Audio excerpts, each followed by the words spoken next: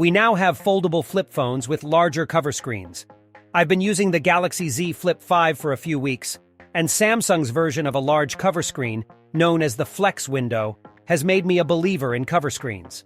It's practical to peek at notifications, and it's big enough for the few apps I use the most frequently. I really adore the Galaxy Z Flip 5's numerous customization possibilities for the cover screen, particularly the animated wallpapers.